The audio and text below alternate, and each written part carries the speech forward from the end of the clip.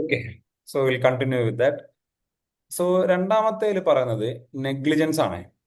Negligence എന്ന് പറഞ്ഞാല് ഒരു മിനിമം എഫേർട്ട് ഇട്ടിരുന്നുവെങ്കിൽ പിന്നെ ഈ ഔട്ട്സൈഡ് പാർട്ടി എന്ന് പറയുന്ന ആൾക്ക് എന്ത് കണ്ടുപിടിക്കാൻ പറ്റുമായിരുന്നു?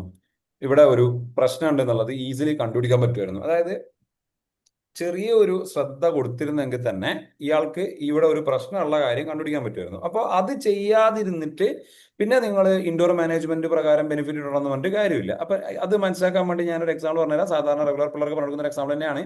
ഇത്രയേ ഉള്ളൂ, സ്പീഡ് പറഞ്ഞുതരാം. നിങ്ങൾ ഒരു ഒരു ഒരു നൈറ്റ് ഒരു സെക്കൻഡ് ഷോ എല്ലാം കഴിഞ്ഞ് ഒരു ഷോറൂമിലേക്ക് ഒരു നടന്നു പോവാണ്. അപ്പോൾ ഒരു ടൊയോട്ട ഷോറൂമിന്റെ മുന്നിൽ ഒരു സെക്യൂരിറ്റി ചേട്ടൻ ഇരിപ്പുണ്ട്. ആ സെക്യൂരിറ്റി ചേട്ടൻ നിങ്ങളുടെ അടുത്ത് പറയാണ്, ഇത് അവിടെ ഒരു ഇന്നോവ കാർ ഉണ്ട്, അത് ഇന്ന് ഇന്ന് 12 മണിക്ക് മുന്നേ 50,000 കൊണ്ടുവരുന്ന ആൾക്ക് ആ കാറ് കിട്ടും എന്ന് അവിടെ ജസ്റ്റ് ഒരു ബോർഡ് വെച്ചിരിക്കുകയാണ്. നിങ്ങളിത് രാത്രി കാണുകയാണ്. സേ ഒരു 35 lakh റുപ്പീസ് ഉള്ള ഒരു കാറോ അല്ലെ 40 lakh റുപ്പീസ് ഉള്ള കാറോ ആണത്. അത് 50,000 രൂപ കൊടുത്താൽ കിട്ടും എന്ന് പറഞ്ഞപ്പോൾ നിങ്ങൾ എവിടെ നിന്നൊക്കെയോ പൈസ ഒപ്പിച്ച് എന്ത് ചെയ്തു? ഇയാൾക്ക് 50,000 രൂപ കൊടുത്തു, ആ കാറും മേടിച്ച് നിങ്ങൾ വന്നു. പിറ്റേ ദിവസം നിങ്ങളെ പോലീസ് പിടിക്കാൻ വന്നപ്പോൾ നിങ്ങൾ പറയാണ്, അവിടുത്തെ സെക്യൂരിറ്റി ചേട്ടൻ പറഞ്ഞ പൈസ ഞാൻ കൊടുത്തിരുന്നു, എന്നിട്ടാണ് ഞാൻ കാറ് മേടിച്ചതെന്ന് പറഞ്ഞിട്ട് വല്ല കാര്യമുണ്ടോ? ഒരു പുതിയൊരു കാറ് 50,000 രൂപക്ക് 35 ലക്ഷമോ 40 ലക്ഷം രൂപക്കോ ഉണ്ടാവുന്ന ഒരു കാറ് 50,000 രൂപക്ക് അരമണിക്കൂർ കൊണ്ട് തന്നാൽ കിട്ടും എന്ന് പറഞ്ഞു കഴിഞ്ഞാൽ അതിൽ എന്തോ ഒരു പ്രശ്നമുണ്ട് എന്ന് നിങ്ങൾ ചിന്തിക്കണ്ടേ? ആ ഒരു ശ്രദ്ധയെങ്കിലും നിങ്ങളെ ഭാഗത്ത് നിന്ന് വരണമായിരുന്നില്ലേ? അല്ലാതെ നിങ്ങൾ അത് എന്റെ ഭാഗത്ത് നിന്നുള്ള മിസ്റ്റേക്ക് അല്ലല്ലോ, അവര് പറഞ്ഞ പോലെ ഞാൻ പൈസ കൊടുത്തില്ലേ എന്ന് പറഞ്ഞിട്ട് കാര്യമുണ്ടോ? കാര്യമില്ല. അതാണ് നെഗ്ലിജൻസ് കൊണ്ട് ഉദ്ദേശിക്കുന്നത്. ക്ലിയർ ആണോ? ഓക്കെ ആണോ? നെഗ്ലിജൻസ് എന്നുള്ളതിന്റെ എക്സാമ്പിൾ ക്ലിയർ ആയോ നിങ്ങൾക്ക്? ഓക്കെ ആണോ? നെഗ്ലിജൻസ് ഒരു മിനിമം എഫേർട്ട് ഇട്ടിരുന്നുവെങ്കിൽ ഈ ഇറഗുലാരിറ്റീസ് നിങ്ങൾക്ക് സുഖമായി കണ്ടുപിടിക്കാമായിരുന്നു. പക്ഷെ നിങ്ങൾ എന്ത് ചെയ്തില്ല? ആ മിനിമം എഫേർട്ട് പോലും ഇട്ടില്ല. അങ്ങനെയാകുമ്പോൾ നിങ്ങൾക്ക് എന്ത് ബെനിഫിറ്റ് കിട്ടൂല? ഇൻഡോർ മാനേജ്മെന്റ് ബെനിഫിറ്റ് കിട്ടൂല. Again one more time tell me, indoor management benefit കിട്ടുന്നത് ആർക്കാ? Who is getting indoor management benefit? Indoor management, doctrine of indoor management എപ്പോ സപ്പോർട്ട് ചെയ്യുന്ന ആരെയാണ്? ഇൻസൈഡ് ദ പേഴ്സൺ അല്ലെങ്കിൽ കമ്പനീനെ ആണോ ഔട്ട്സൈഡേഴ്സിനെ ആണോ? Tell me one more time. Indoor management normally ആരാ സപ്പോർട്ട് ചെയ്യുന്നത്? ആർക്ക് സപ്പോർട്ടാണ്? അതിലൊരു ക്ലാരിറ്റി കുറവ് വേണ്ട. ഇൻസൈഡ് ഔട്ട് അങ്ങനെ പഠിച്ചാൽ മതി. ഔട്ട്സൈഡേഴ്സിനെയാണ്. പക്ഷേ എക്സംഷൻ ഇപ്പൊ നിങ്ങൾ നോക്കി, രണ്ട് എക്സംഷൻ ആരെ സപ്പോർട്ട് ചെയ്തത്? ഔട്ട്സൈഡ് തന്നെയാണോ കമ്പനി തന്നെയാണോ? എക്സംഷൻ വന്നപ്പോൾ ആർക്കാ സപ്പോർട്ട് കിട്ടിയേ? Company. Yes, have that clarity. Enough, അത്ര മതി. നെക്സ്റ്റ്, മൂന്നാമത്തത് എന്താണ്? ഫോർജറി. ഇത് ഓൾറെഡി സൈൻ എന്താണ്? ഫോർജ് സൈൻ ആണ്. അത് അഗെയിൻ അവിടെയും ഹാവ് ദിസ് ക്ലാരിറ്റി മക്കളെ. രണ്ട് ഡോക്യുമെന്റ് ഉള്ളതായിട്ട് കണക്കാക്കിക്കോ. അതായത് ഒന്ന് ഫേക്ക് ഡോക്യുമെന്റ്, ഒന്ന് ഫോർജ്ഡ് ഡോക്യുമെന്റ്. ഈ ഫേക്ക് ഡോക്യുമെന്റില് സൈന് കറക്റ്റ് ആയിരിക്കും, പക്ഷേ ഇൻഫോർമേഷൻ തെറ്റായിരിക്കും. ഫോർജ്ഡിലോ സൈന് തെറ്റാണ്, എന്നാ ഇൻഫോർമേഷൻ എന്തായിരിക്കും? കറക്റ്റ് ആയിരിക്കും. എങ്ങനെയുണ്ട് സംഭവം? കത്തിയാ? ഫേക്ക് ഡോക്യുമെന്റ് ആണെങ്കിൽ, അതായത് ഫേക്ക് മെഡിക്കൽ സർട്ടിഫിക്കറ്റ്, അതിൽ ഡോക്ടർ സൈൻ ചെയ്തത് കറക്റ്റ് സൈനാ ചെയ്തത്, പക്ഷെ അതിൽ പറഞ്ഞ കാര്യങ്ങൾ തെറ്റാ. ഒരു പ്രശ്നമില്ലാത്ത ആൾക്ക് സുഖമില്ല എന്നൊക്കെ പറഞ്ഞിട്ട് കൊടുക്കുന്ന സാധനമാണ് എന്ത്? Fake certificate, fake document. എന്നാൽ ഫോർജ്ഡിലോ ഇൻഫർമേഷൻ കറക്റ്റാ, ഇന്ന് ഇന്ന് ഞങ്ങൾക്ക് കൊടുക്കുന്നു എന്നൊക്കെ ഇൻഫർമേഷൻ കറക്റ്റാ, പക്ഷെ സൈൻ എന്തായിരിക്കും? തെറ്റായിരിക്കും. ഇതിങ്ങനെയാണ് നിങ്ങൾ എന്തിനാ മനസ്സിലാക്കേണ്ടത്? ഫേക്ക് ഡോക്യുമെന്റും ഫോർജ്ഡ് ഡോക്യുമെന്റ്. ഫോർജ്ഡ് ഡോക്യുമെന്റ് ആണെങ്കിൽ നമുക്ക് എന്ത് ക്ലെയിം ചെയ്യാൻ പറ്റില്ല? ഇൻഡോർ, കാരണം ഫോർജർ ഈസ് നള്ളിറ്റി എന്നാണ് പറയുന്നത്. And last, where the question in regard to very existence of agency. Again, okay, how many of you know the fourth in the example അല്ലെങ്കിൽ fourth correct നിങ്ങൾക്ക് അറിയാം? Just tell me, how many of you already know fourth എനിക്ക് അറിയാം? ഈ example അറിയാം? എത്ര പേരുണ്ട്?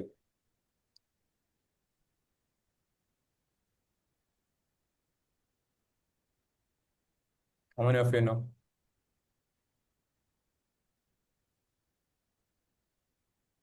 Fourth point അറിയോ? എക്സിസ്റ്റൻസ് ഓഫ് ഏജൻസി എന്ന് പറഞ്ഞാൽ എക്സാമ്പിൾ എന്താ അറിയോ? ലൈക്ക് എങ്ങനെയാ അത് വരുന്നതെന്ന് അറിയോ? അതായത്, ഓക്കെ, ഞാൻ പറഞ്ഞുതരാം, ശ്രദ്ധിച്ചോ. ഇവിടെ സിമ്പിൾ ആടാ കാര്യം. ഉദാഹരണത്തിന് സി ഇപ്പോ, ഓക്കെ, ഇപ്പൊ പറഞ്ഞ കുട്ടി, okay, fine fine fine. So നമുക്ക് ആ പറഞ്ഞ രണ്ടാളെ പേരും എടുത്തിട്ട് നോവ കൃഷ്ണ മൊബൈൽസ്,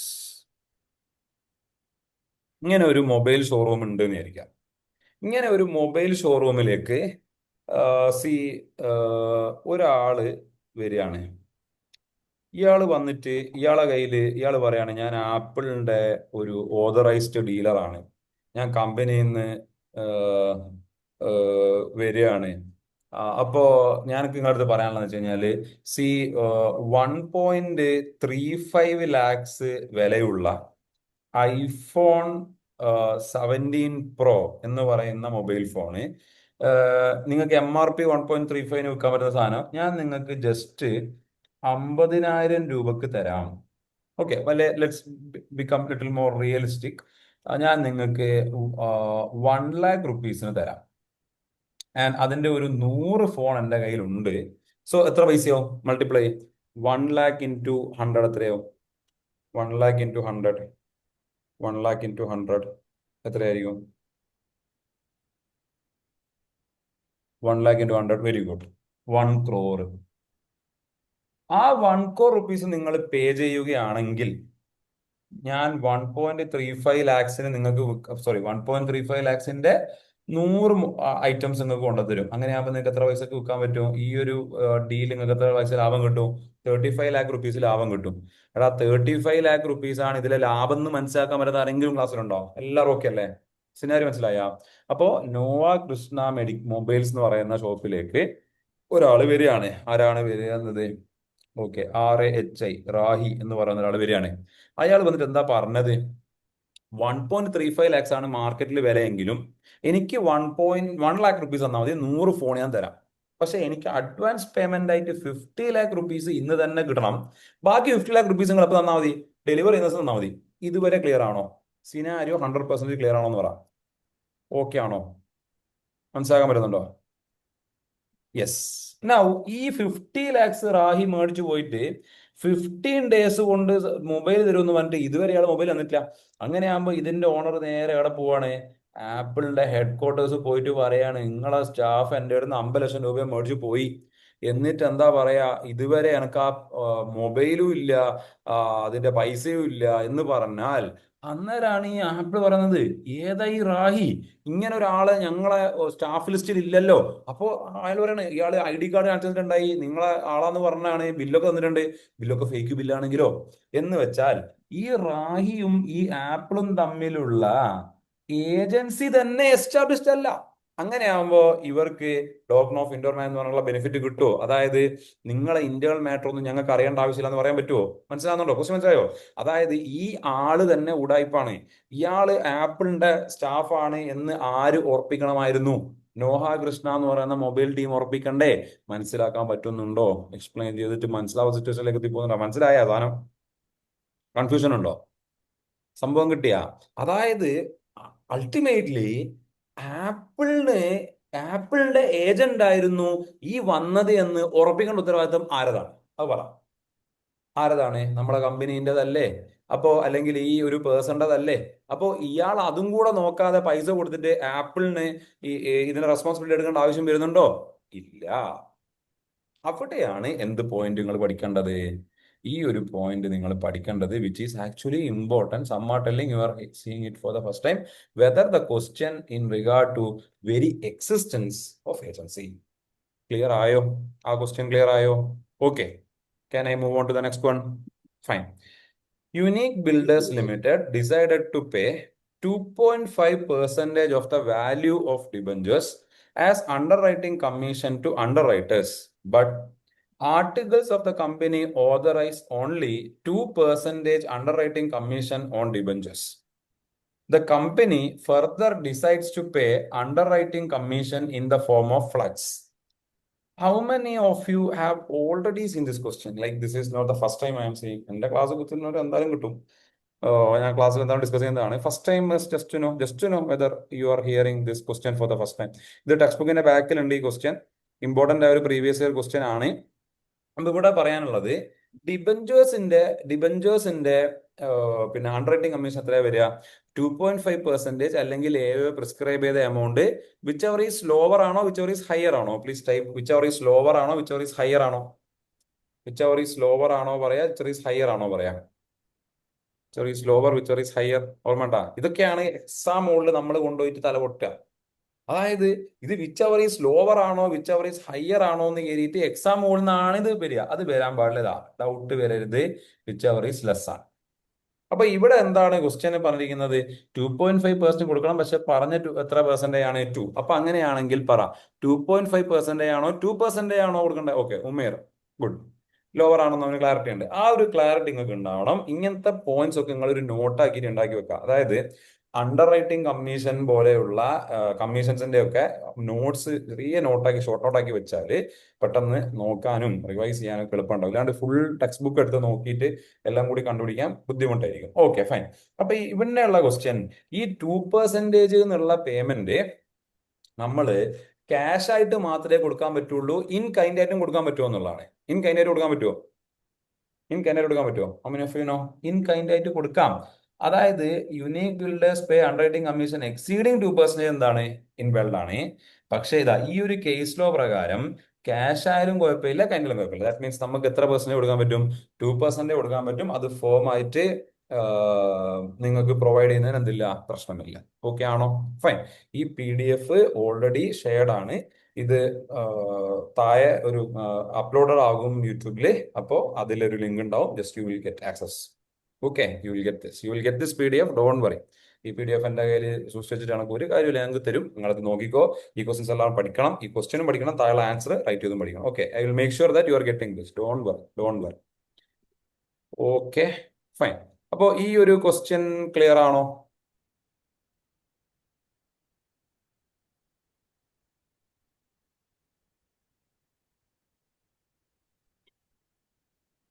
ഫൈൻ.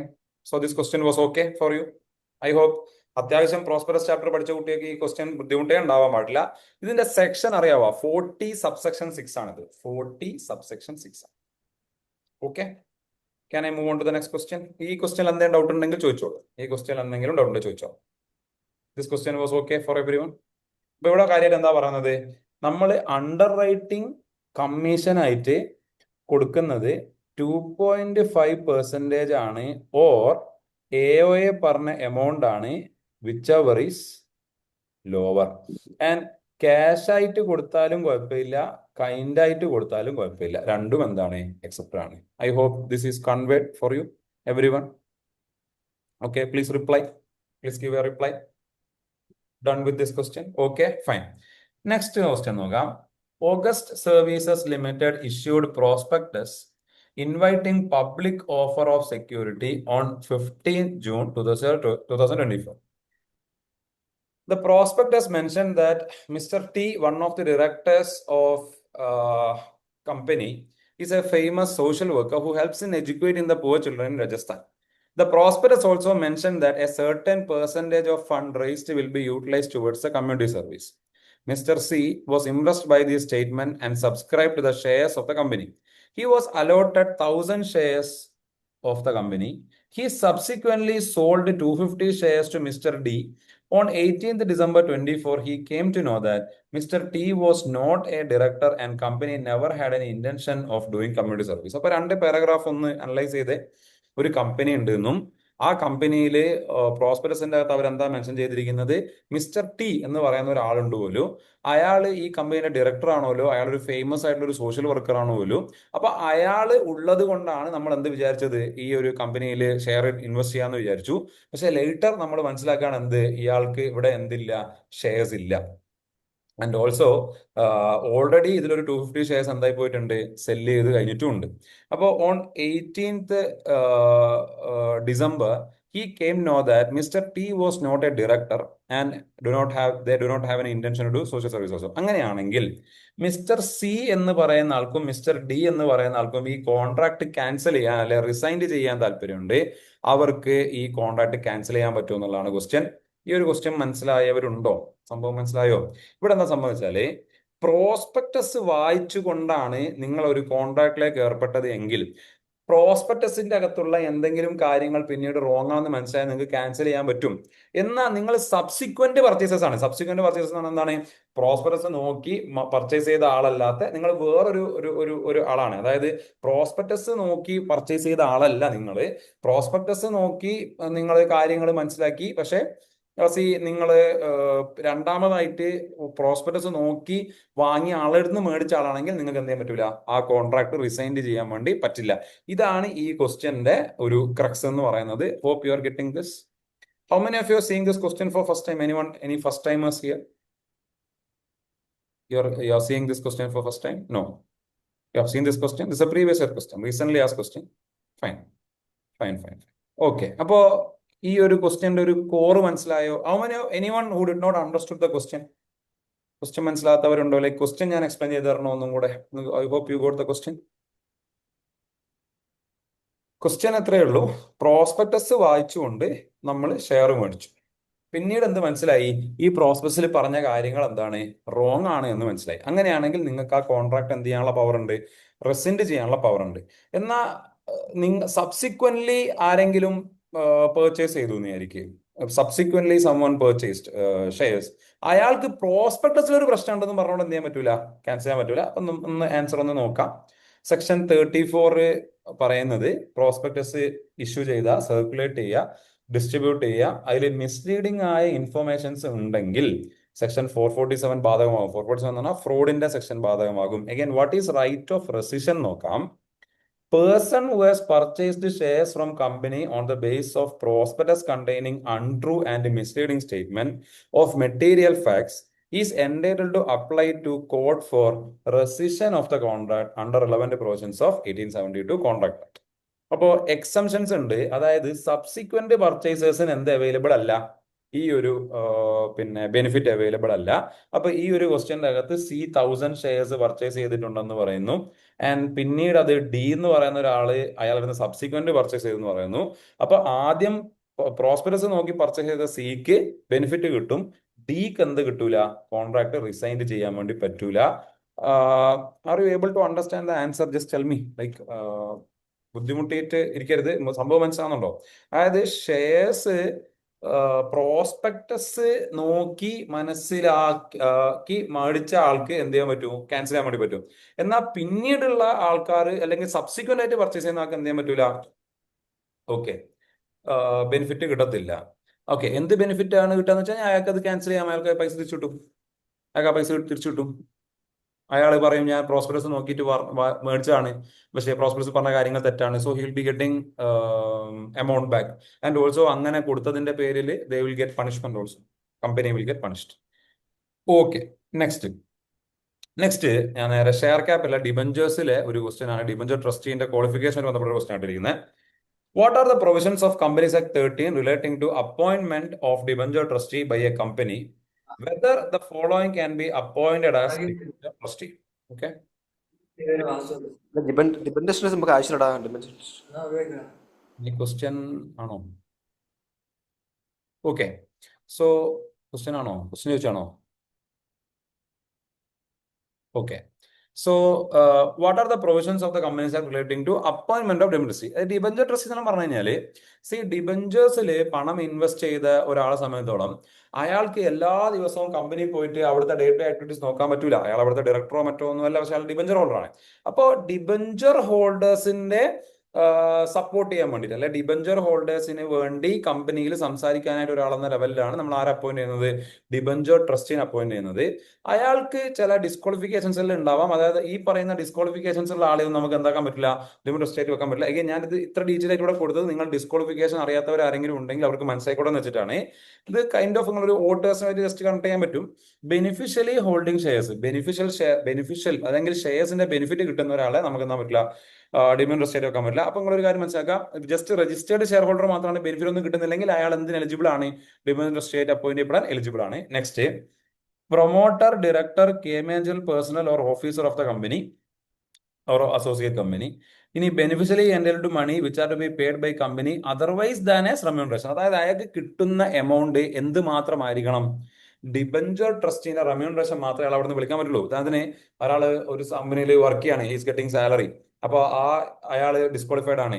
അല്ലെങ്കിൽ ഒരാൾ ഷെയർ ഹോൾഡർ ആണ്, ഈസ് ഗെറ്റിംഗ് ഡിവിഡൻഡ്. സോ അതായത് ഇയാൾക്ക് കിട്ടുന്ന ഏക വരുമാനം ഫ്രം ദിസ് കമ്പനി, മൊത്തത്തിലുള്ള വരുമാനമല്ല, ഈ കമ്പനിയിൽ നിന്നുള്ള ഏക വരുമാനം എന്തുമാത്രമായിരിക്കണം, ഡിബഞ്ചർ ട്രസ്റ്റിന്റെ റെമ്യൂണറേഷൻ മാത്രമായിരിക്കണം. Next, indebted to the company or subsidiary or holding or associate or subsidiary company. ആർക്കെങ്കിലും എന്ത് കൊടുക്കുക, പൈസ കൊടുക്കാനുണ്ടാവുക, ഇൻഡപ്റ്റ് ആയി പോവുക, അങ്ങനെയാണെങ്കിലും അയാൾ എന്താക്കാൻ പറ്റില്ല, നമുക്ക് അപ്പോയിന്റ് ചെയ്യാൻ വേണ്ടി പറ്റത്തില്ല.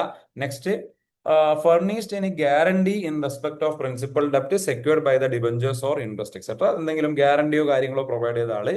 പെക്യൂനിയറി റിലേഷൻഷിപ്പ് എന്ന് പറയുന്നത്, പെക്യൂനിയറി എന്ന് പറഞ്ഞാൽ സാമ്പത്തികമായ എന്തെങ്കിലും ഇടപാട് ലാസ്റ്റ് 2 വർഷത്തിൽ ഉണ്ടായിട്ടുണ്ടെങ്കിൽ അത് 50 lakh അല്ലെ 2% ഓഫ് ഇൻകം എന്ന് പറയുന്ന ഒരു പോയിന്റ് ഉണ്ട്. At least write down pecuniary relationship. Last point, relative of മുകളിൽ പറഞ്ഞ ആൾക്കാർ, പ്രൊമോട്ടർ, കീ മാനേജർ പേഴ്സൺ, ഇങ്ങനെയുള്ള ആളുടെ റിലേറ്റീവ് ആണെങ്കിലും ലിമിറ്റഡ് സ്റ്റേറ്റ് അപ്പോയിന്റ് ചെയ്യപ്പെടാൻ ഡിസ്ക്വാളിഫൈഡ് ആണ്. അപ്പൊ ഒന്ന് നോക്കിക്കോ, എന്തായിരുന്നു ക്വസ്റ്റ്യൻ നോക്കാം. ഒന്ന്, share holder who has no beneficial interest. അപ്പൊ ബെനിഫിഷ്യൽ ഇൻട്രസ്റ്റ് ഇല്ലാത്ത ഷെയർ ഹോൾഡർ, അയാൾക്ക് രജിസ്റ്റർ ചെയ്യാൻ ഡിസ്ക്വാളിഫിക്കേഷൻ ഉണ്ടോ? പറ. ഡിസ്ക്വാളിഫൈഡ് ആണോ നോട്ട് ഡിസ്ക്വാളിഫൈഡ് ആണോ? പറ. ബെനിഫിഷ്യൽ ഇൻട്രസ്റ്റ് ഇല്ല. ബെനിഫിഷ്യൽ ഇൻട്രസ്റ്റ് ഉണ്ടെങ്കിലാണ് എന്ത് വരുന്നത്, ഡിസ്ക്വാളിഫിക്കേഷൻ വരുന്നത്. ബെനിഫിഷ്യൽ ഇൻട്രസ്റ്റ് എന്താ, ഈസ് ഗെറ്റിംഗ് സം ബെനിഫിറ്റ്. ഒരു ബെനിഫിറ്റും ഇല്ലാണ്ട് ഒരു ഷെയർ ഹോൾഡർ നിൽക്കുവോ? Section 89 registered share holder, beneficial share holder അല്ലെങ്കിൽ ബെനിഫിഷ്യൽ ഇൻട്രസ്റ്റ് ഉള്ള ഷെയർ ഹോൾഡർ. അപ്പൊ അയാളെ പേരിലുണ്ടാവും, അയാൾക്ക് ഒരു ബെനിഫിറ്റും കിട്ടുന്നില്ല. അങ്ങനെയാണെങ്കിൽ അയാൾക്ക് നമുക്ക് എന്തായിട്ട് അപ്പോയിന്റ് ചെയ്യാൻ പറ്റും, റിമോട്ട് ട്രസ്റ്റ് ആയിട്ട് അപ്പോയിന്റ് ചെയ്യാൻ പറ്റും. Next, share holder of the company who has share. Obviously ഇയാൾ എന്താണ്, ഡിസ്ക്വാളിഫൈഡ് ആണ് ഷെയർ ഹോൾഡർ ഉണ്ടെങ്കിൽ. Next, creditor whom the company owes 499, again disqualified ആണ്, financial transaction creditor. Next, person who has given guarantee, again disqualified. അപ്പൊ നിങ്ങൾ answer പോയി നോക്കിയാൽ you can see ഒന്നാമത്തെ പോയിന്റിൽ can be appointed, cannot be appointed, cannot be appointed, cannot be appointed. ഇയാള് can be appointed, ബാക്കി മൂന്നും കനോട്ട് ബി അപ്പോയിന്റഡ്. ഒന്നാമത്തത് ക്യാൻ ബി അപ്പോയിന്റഡ്. അതിലും ചില കുട്ടികൾ മിസ്റ്റേക്ക് വരുത്തുക വെച്ച് കഴിഞ്ഞാല് ഷെയർ ഹോൾഡിങ് ആവുമ്പോഴത്തേക്ക് ഷെയർ ഹോൾഡർ അല്ലേ എന്ന് പറഞ്ഞിട്ട് ഡിസ്ക്വാളിഫിക്കേഷൻ വരുത്താൻ വേണ്ടി നോക്കും, വരത്തില്ല. ബെനിഫിഷ്യൽ ഷെയർ ഹോൾഡർ ആണെങ്കിൽ മാത്രമാണ് കിട്ടത്തുള്ളൂ. ഇതുവരെ ഓക്കെ അല്ലേ? ബുദ്ധിമുട്ടുണ്ടോ? ഓക്കെ അല്ലേ? കാര്യങ്ങൾ ഓക്കെ അല്ലേ? ഫൈൻ. അടുത്ത ക്വസ്റ്റിലേക്ക് പോയിക്കോട്ടെ. Next one, Perfect Limited Company raised secured deposit of 100 crore on 30 June at 12% per annum, repayable after 3 years. ഈ ഇയേഴ്സ് വളരെ ഇമ്പോർട്ടന്റ് ആണ്, ഈ പെർസെൻറ്റേജ് വളരെ ഇമ്പോർട്ടന്റ് ആണ് കേട്ടോ. ഓക്കെ, അപ്പോ ഇവിടെ പറയുന്നത് 100 crore ഡെപ്പോസിറ്റ് എടുത്തിട്ടുണ്ട്. ആൻഡ് 100 crore ഡെപ്പോസിറ്റ് എടുത്ത ടീം എന്തൊക്കെയാണ് പണയം വെച്ചിരിക്കുന്നത്, അല്ലെ ചാർജ് ക്രിയേറ്റ് ചെയ്തിരിക്കുന്നത്? Land, plant and machinery, factory shed. പക്ഷെ ഈ ട്രേഡ് മാർക്കും ഗുഡ് വില്ലിനും ഒരു പ്രശ്നമുണ്ട്. ഇൻടാഞ്ചിബിൾ അസറ്റ് വെച്ചോണ്ട് നമുക്ക് എന്ത് ചെയ്യാനുള്ള ഓപ്ഷൻ ഇല്ല, ഡെപ്പോസിറ്റിന്റെ മുകളിൽ ചാർജ് ക്രിയേറ്റ് ചെയ്യാൻ പറ്റൂല. How many of you know this? Intangible അസറ്റിന്റെ മുകളിൽ ചാർജ് ക്രിയേറ്റ് ചെയ്യാം, പക്ഷേ ഡെപ്പോസിറ്റിന്റെ മുകളിൽ ചാർജ് ക്രിയേറ്റ് ചെയ്യാൻ പറ്റൂല. ഡെപ്പോസിറ്റിന്റെ മുകളിൽ ചാർജ് ക്രിയേറ്റ് ചെയ്യണമെങ്കിൽ അത് ടാഞ്ചിബിൾ അസറ്റിന്റെ മുകളിൽ മാത്രമായിരിക്കണം. Have clarity in your mind. അപ്പൊ നമുക്ക് എത്ര രൂപേന്റെ മുകളിൽ ചാർജ് ക്രിയേറ്റ് ചെയ്യാം? 60, 20, 20. അപ്പൊ നമുക്ക് എത്ര രൂപ കിട്ടി? 100 crore കിട്ടിയിട്ടുണ്ട്.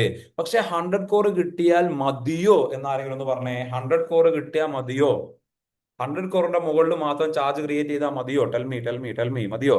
പോരാ. എന്തുകൊണ്ടാ? 12% ഇൻട്രസ്റ്റ് ഉണ്ട്. ആ ഇൻട്രസ്റ്റ് 3 വർഷം കൊടുക്കണം. ദാറ്റ് മീൻസ് 136 crore ഉണ്ടെങ്കിൽ മാത്രമേ നമുക്ക് എന്ത് ക്രിയേറ്റ് ചെയ്യാൻ പറ്റുള്ളൂ, പ്രോപ്പർ ആയിട്ടുള്ള ചാർജ് ക്രിയേറ്റ് ചെയ്യാൻ പറ്റുള്ളൂ. സോ ഇവിടെ ചാർജ് വാലിഡ്ലി എന്താക്കിയിട്ടില്ല, ക്രിയേറ്റ് ചെയ്തിട്ടില്ല എന്നുള്ളതാണ് ആൻസർ. ഓക്കെ ആണോ? How many of you are knowing for the first time that tangible asset മാത്രമാണ് ഡെപ്പോസിറ്റ് ക്രിയേറ്റ് ചെയ്യാൻ പറ്റുന്ന ചാർജ് എന്നുള്ളത് ആദ്യമായിട്ട് അറിയുന്നവരുണ്ടോ? That is very important point. Okay, ഒരു ടാഞ്ചിബിൾ ആയ അസറ്റിന്റെ ഡീറ്റെയിൽസ് തരും, ഇൻടാഞ്ചിബിൾ ആയ അസറ്റിന്റെ ഡീറ്റെയിൽസ് തരും, എന്നിട്ട് നമ്മളോട് എന്ത് ചോദിക്കും? Okay, some people knowing it for the first time. ഇങ്ങനെ ലിസ്റ്റ് തരും. എന്നിട്ട് നിങ്ങളോട് എന്ത് ചോദിക്കോ? ഇതിലെ ഏത് എമൗണ്ടിന്റെ മുകളിൽ, അല്ലെ എത്ര എമൗണ്ടിന്റെ മുകളിൽ നമുക്ക് എന്ത് ക്രിയേറ്റ് ചെയ്യാന്ന് ചോദിക്കും? ഡെപ്പോസിറ്റിന്റെ മുകളിൽ ചാർജ് ക്രിയേറ്റ് ചെയ്യാന്ന് ചോദിക്കും. അപ്പൊ എത്ര മുകളിൽ നമുക്ക് ക്രിയേറ്റ് ചെയ്യാൻ പറ്റുള്ളൂ? 100 പ്ലസ് നമുക്ക് എന്തും കൂടെ വേണോ? നമ്മളുടെ ആ ഒരു ഇൻട്രസ്റ്റിന്റെ എമൗണ്ടും കൂടെ വേണം. അല്ലാതെ 100 മാത്രം വെച്ചോണ്ട് നമുക്ക് എന്ത് ചെയ്യാൻ പറ്റൂല, ചാർജ് ക്രിയേറ്റ് ചെയ്താൽ പോരാ. ഓക്കെ അല്ലേ? സംഭവം മനസ്സിലായോ? യൂസ്ഫുൾ അല്ലേ? Okay, expect this type of questions in your exams. This is the level of questions they are going to ask you, especially for the coming September and January attempt. ഇങ്ങനത്തെ questions പ്രതീക്ഷിക്കാം. ഓക്കെ, ഇനി അടുത്ത deposit തന്നെ ഒരു question. താഴെ പറയുന്നത് deposit ആണോ അല്ലയോ എന്ന് നിങ്ങൾ പറയണം. Tell me whether it is deposit or not. First one, 5 lakh raised by Rishi Confectioneries Limited through issue of non convertible debentures. ഈ പോയിന്റ് വളരെ ശ്രദ്ധിക്കണം. Non convertible debentures not constituting charge on the assets of the company listed on a recognised stock exchange as per relevant SEBI. അത് deposit ആണോ അല്ലയോ? Deposit ആണോ അല്ലയോ? Not be considered as deposit. കാരണം എന്താ? കൺവേർട്ടിബിൾ ഡിബഞ്ചേഴ്സ് ലിസ്റ്റഡ് ആണ്, non convertible ആണ്, listed ആണ്. Next debentures. Next, 2 lakh received by Raja Yarns from its employee Tarun, who draws annual salary 1.5 lakh. അപ്പൊ ആനുവൽ സാലറിനേക്കാളും കൂടുതൽ എമൗണ്ട് നിങ്ങൾ എന്താക്കിയിട്ടുണ്ട്? ഡെപ്പോസിറ്റ് എടുത്തു. അങ്ങനെയാണെങ്കിൽ നിങ്ങൾക്കത് പിന്നെ ഡെപ്പോസിറ്റ് ആയിട്ട് കണക്കാക്കാൻ പറ്റുമോ? ഡെപ്പോസിറ്റ് അല്ലാതെ കണക്കാക്കണോ? എങ്ങനെയാ പറ്റുക? ആനുവൽ സാലറിനേക്കാളും കൂടുതൽ എമൗണ്ട് വന്നാൽ എങ്ങനെയാ? ആനുവൽ സാലറിനേക്കാളും കൂടുതൽ എമൗണ്ട്. അപ്പോൾ that will be considered as deposit or not considered as deposit? Will be considered as deposit. അറിയാവോ? ആനുവൽ സാലറിനേക്കാളും കൂടുതൽ amount if you are taking as a deposit then it will be considered as a deposit. Okay ആണോ? Next one, 3 lakh received by private company from one of the relatives of the director. The said relative has furnished a declaration that amount was received by him from mother as gift. റിലേറ്റീവിന്റെ അടുത്ത് നിന്നും എന്ത് കിട്ടി? റിലേറ്റീവിന്റെ അടുത്ത് നിന്നും എന്ത് കിട്ടുകയാണ്? ഒരു amount കിട്ടി. അപ്പൊ പ്രൈവറ്റ് കമ്പനീന്റെ കേസിൽ ഡെപ്പോസിറ്റ് ആയിട്ട് നമുക്ക് എടുക്കാം. അതിനെ ഡെപ്പോസിറ്റ് ആയിട്ട് കണക്കാക്കൂല. എവിടെ നിന്ന് എടുക്കാൻ പറ്റും? ഡയറക്ടറെ അടുത്തും എടുക്കാൻ പറ്റും, റിലേറ്റീവ് ഓഫ് ദ ഡയറക്ടറെ അടുത്തും എടുക്കാൻ പറ്റും. സി, ഇങ്ങനത്തെ ടൈപ്പ് ഓഫ് ക്വസ്റ്റ്യൻ ഉണ്ടല്ലോ, അതായത് ഡെപ്പോസിറ്റ് ആണോ അല്ലയോ എന്നെല്ലാം പറയുന്ന type of question expect in exam. Okay, good to go? Clear? Can I move on to the next question? ഇതിൽ എന്തെങ്കിലും ഡൗട്ട് ഉണ്ടോ? ഡെപ്പോസിറ്റ് ആണ് ഡെപ്പോസിറ്റ് അല്ലയോ എന്നുള്ള ടൈപ്പ് ഓഫ് ക്വസ്റ്റ്യൻ നിങ്ങൾക്ക് പ്രതീക്ഷിക്കാം കേട്ടോ. എക്സാമിന് ഇമ്പോർട്ടന്റ് ആണ്. Okay, moving on. Next one, very important question from charges. ഇതിലെ കോണ്ടെക്സ്റ്റ് ഇത്രയേ ഉള്ളൂ. അതായത് ഒരു കമ്പനിക്ക് ഇന്ത്യന്റെ പുറത്ത് ബ്രാഞ്ച് ഉണ്ട്. അവിടെ അവർ ഒരു ചാർജ് ക്രിയേറ്റ് ചെയ്തു, എന്നിട്ട് അവിടെ നിന്ന് ഒരു ലോണും കാര്യങ്ങളും എടുത്തു. അങ്ങനെയാകുമ്പോൾ അതിന്റെ ഡീറ്റെയിൽസ് അവര് ഇന്ത്യയിലെ ROCനെ അറിയിച്ചിട്ടില്ല എന്നും പറഞ്ഞിട്ട് ഇന്ത്യയിലെ ROC അല്ലെ രജിസ്ട്രാർ പ്രശ്നം ഉണ്ടാക്കുകയാണ്. ഇന്ത്യന്റെ പുറത്തുള്ള കമ്പനി അവരെന്ത് ചെയ്തു? ഇന്ത്യന്റെ പുറത്തുള്ള കമ്പനി എന്താ ചെയ്ത? ഒരു പിന്നെ ലോൺ എടുത്തു. എവിടെയാ എടുത്തത്? ഇന്ത്യന്റെ പുറത്താണ് ലോൺ എടുത്തത്. അങ്ങനെയാകുമ്പോൾ ആ ഇന്ത്യന്റെ പുറത്ത് എടുത്ത ലോണിന് അവരെന്ത് ക്രിയേറ്റ് ചെയ്തിട്ടില്ല? ചാർജ് ക്രിയേറ്റ് ചെയ്തു. ഓക്കെ, ചാർജ് ക്രിയേറ്റ് ചെയ്തു, പക്ഷെ അത് ഇന്ത്യയിലെ ROCനെ അറിയിച്ചിട്ടില്ല. അപ്പൊ ഇന്ത്യയിലെ ROC പ്രശ്നമാക്കുകയാണ്. എന്താണ് പറയുന്നത്? എന്നെ അത് ഇൻഫോം ചെയ്തിട്ടില്ല എന്ന് പറഞ്ഞ് പ്രശ്നം ഉണ്ടാക്കുകയാണ്. അങ്ങനെയാകുമ്പോൾ അയാൾക്ക് പ്രശ്നം ഉണ്ടാക്കാൻ വകുപ്പുണ്ടോ, അല്ലെങ്കിൽ അയാൾ പറയുന്നത് തെറ്റാണോ? ആരെ ഭാഗത്താ ശരിയുള്ളതെന്നാണ് അറിയേണ്ടത്. ആരെ ഭാഗത്താ ശരിയുള്ളത്? ആരെ ഭാഗത്താണ് ശരിയുള്ളത്? കമ്പനീന്റെ ഭാഗത്താണോ ROCന്റെ ഭാഗത്താണോ? ROC പറയുന്നത് എന്നെ ഇവർ അറിയിച്ചിട്ടില്ല, എന്നെ അറിയിക്കേണ്ട ഒരു കാര്യം ഇവർ എന്താക്കിയിട്ടില്ല, എന്നെ അറിയിക്കാതെ എന്ത് ചെയ്തു എന്നാണ് ഇയാളുടെ പ്രശ്നം. അങ്ങനെയാണെങ്കിൽ അയാൾ അറിയിക്കാതെ ചെയ്തത് ഓക്കെ ആണോ? ഓക്കെ ആണോ എന്നാണ് ക്വസ്റ്റ്യൻ. അല്ലെങ്കിൽ ROCന്റെ ഭാഗത്താണോ ന്യായം എന്നുള്ളതാണ്. ഓക്കെ,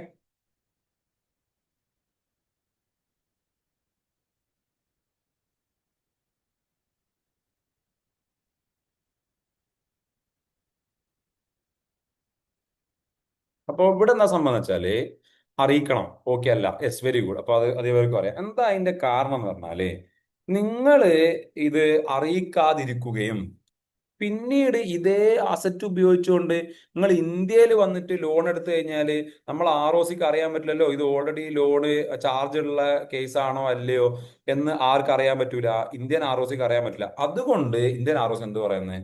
എന്നെ അത് അറിയിക്കുക തന്നെ വേണം, even though it is made outside India. That's answer. അപ്പൊ നോക്കാം, സെക്ഷൻ 77 പറയുന്നത് കമ്പനി എന്ത് ക്രിയേറ്റ് ചെയ്യണോ? ചാർജ് ക്രിയേറ്റ് ചെയ്യണം എന്നാണ്. അത് ഇന്ത്യയിലാകാം, ഇന്ത്യന്റെ പുറത്താകാം, പിന്നെ ടാഞ്ചിബിൾ ആകാം, ഇൻടാഞ്ചിബിൾ ആകാം. നേരത്തെ നമ്മൾ എന്തുകൊണ്ടാണ് ടാഞ്ചിബിൾ മാത്രം പറഞ്ഞത്? അത് നമ്മൾ പറയാൻ കാരണം അത് എന്തിന്റെ കേസിലാണ്? ഡെപ്പോസിറ്റിന്റെ കേസിൽ എന്തേ പറ്റുള്ളൂ? ടാഞ്ചിബിൾ അസറ്റ് മാത്രമേ പറ്റുള്ളൂ. ഇവിടെ നിങ്ങൾക്ക് ടാഞ്ചിബിളോ ഇൻടാഞ്ചിബിളോ എന്ത് വേണമെങ്കിലും ക്രിയേറ്റ് ചെയ്താൽ അത് ആരറിയിക്കണം? ROCനെ അറിയിക്കണം. അപ്പൊ ROCനെ അറിയിക്കാതിരുന്ന കമ്പനീന്റെ സ്റ്റാൻഡ് എന്താണ്? കറക്റ്റ് അല്ല എന്നാണ് എന്ത് പറയുന്നത്? ഈ ഒരു ക്വസ്റ്റ്യൻ്റെ അകത്ത് പറയുന്നത്. ഓക്കെ ആണോ? സിനാരിയോ ക്ലിയർ ആയോ? പ്രശ്നമൊന്നുമില്ലല്ലോ. ഞാൻ ലൈൻ ബൈ ലൈൻ ഒക്കെ വായിക്കുന്നില്ല. again നിങ്ങൾക്ക് ഈ PDF കിട്ടുന്നതുകൊണ്ട് ലൈൻ ബൈ ലൈൻ പോകുന്നില്ല. പക്ഷെ നിങ്ങൾക്ക് ആ ക്വസ്റ്റ്യനും അതിന്റെ ക്രക്സും അത് എന്തുകൊണ്ടാന്നുള്ളത് മനസ്സിലായി കഴിഞ്ഞാൽ എങ്ങനെ ട്വിസ്റ്റ് ചെയ്ത് ക്വസ്റ്റ്യൻ വന്നാലും നിങ്ങൾക്ക് എന്ത് ചെയ്യാൻ പറ്റും? ചെയ്യാൻ വേണ്ടി പറ്റും. ഇതുവരെ ഓക്കെ ആണോ? All good. ഓക്കെ, അടുത്ത ക്വസ്റ്റ്യനിലേക്ക് പോയിക്കോട്ടെ. N acquired a property from PQR Limited which was mortgaged to Pyramid. ഇപ്പൊ ശ്രദ്ധിച്ചോളെ, എന്ന് പറയുന്ന ഒരാള് PQR ലിമിറ്റഡിന് മോർഗേജ് ചെയ്തൊരു property, and acquired a property from PQR which was mortgaged to Pyramid before. Pyramid Bank. He settled the dues to Pyramid Bank in full and same was registered with the sub-registrar who noted that mortgage had been settled. അപ്പോൾ ROC അല്ല കേട്ടോ, അവിടുത്തെ ഒരു registrar ഇത് set ചെയ്തോലു. But neither the company nor Pyramid Bank filed particulars of satisfaction of charge with the jurisdictional ROC. Can an approach the registrar and seek any relief in this regard എന്നാണ് question. അതായത് നമ്മൾ charge സമയത്ത് register ചെയ്തിട്ടില്ലെങ്കിൽ charge holder എന്ത് ചെയ്യുന്നൊരു പരിപാടി ഉണ്ട്? Charge register ചെയ്യുന്നൊരു പരിപാടി ഉണ്ട്. ചാർജ് കൃത്യമായിട്ട് രജിസ്റ്റർ ചെയ്തിട്ടില്ലെങ്കിൽ, സമയപരിധിക്കുള്ളിൽ ചാർജ് രജിസ്റ്റർ ചെയ്തില്ലെങ്കിൽ അത് ആര് രജിസ്റ്റർ ചെയ്യും? Charge holder. അതിന്റെ സെക്ഷൻ അറിയോ? ഇവിടെ സെക്ഷൻ ചാർജ് ഹോൾഡർ രജിസ്റ്റർ ചെയ്യും എന്ന് പറയുന്ന സെക്ഷൻ ഏതാണെന്ന് അറിയോ?